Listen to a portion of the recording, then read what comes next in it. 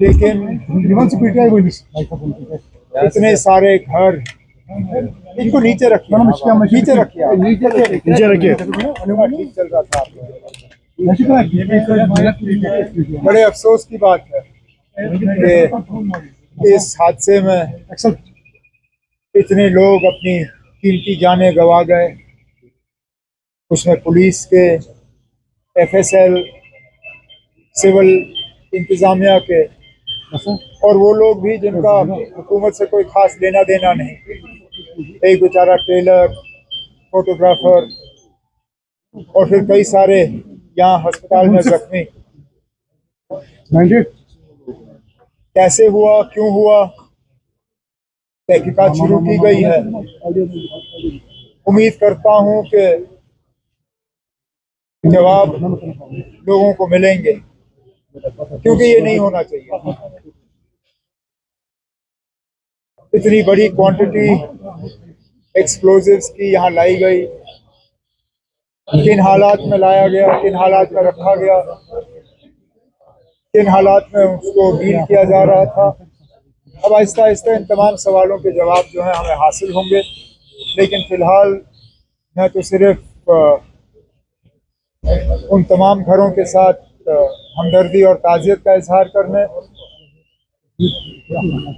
जिनके इस दुनिया में रहे नहीं, और फिर जो हमारे जख्मी हुए उनका हाल पूछने के लिए मैं बिलखसूस यहाँ अस्पताल वालों का,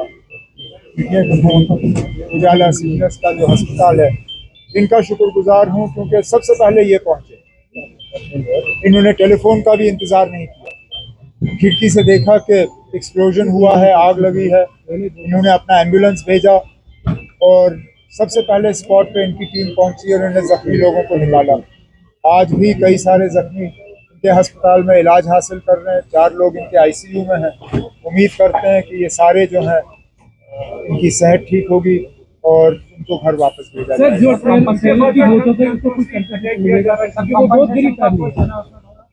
कॉम्पनसेशन का हमने पहले ही किया है। जो हमें यहाँ से मतलब चीफ मिनिस्टर्स रिलीफ फंड से जो हमें अनाउंस करना था वो हमने कर लिया है। इसके बाद जो मकानों को नुकसान हुआ है, स्ट्रक्चरल डैमेज, MLA साहब ने मुझसे उसके बारे में बात की। उसके लिए भी एक केस तैयार किया जा रहा है। जितना प्रोसीजर के तहत हम दे सकते हैं हम दे देंगे। बाकी क्योंकि ये पुलिस स्टेशन में ब्लास्ट हुआ है, उम्मीद की जाती है कि जो फंड्स होम डिपार्टमेंट के पास हैं और खासकर जो फंड्स हमारे तरफ से LG साहब के पास रखे जाते हैं, जो फंड उनको दिया जाता है, उस फंड में से भी इन मकान मालिकों को कुछ पैसा मिलना चाहिए ताकि जो नुकसान हुआ है उसको ठीक किया जा सके।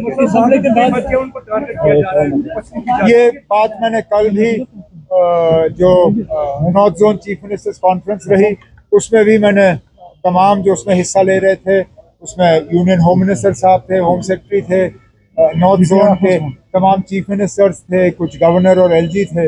मैंने उन सब से यही मोतबाना गुजारिश की कि मेहरबानी करके हर जम्मू कश्मीर के बाशिंदे को और ख़ासकर हर कश्मीरी मुसलमान को शक के नज़रिए से मत देखिए। जो इस हादसे के लिए और जो खासकर दिल्ली में ब्लास्ट हुआ है, जो उसके लिए कसूरवार हैं, उनको पकड़ के सख्त से सख्त सज़ा दी जानी चाहिए। लेकिन जो बेगुनाह लोग हैं, जिनका इससे कोई लेना देना नहीं है, जिन्होंने हमेशा जो है तशद्दुद और इस चीज़ के खिलाफ जो है अपनी आवाज़ बुलंद की, उनको मेहरबानी करके इस दायरे में मत लाइए।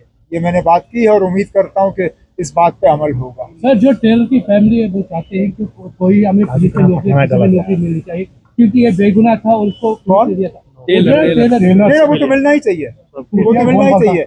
इससे पहले SRO होता था, SRO का नाम बदल दिया गया है, लेकिन स्कीम वही है।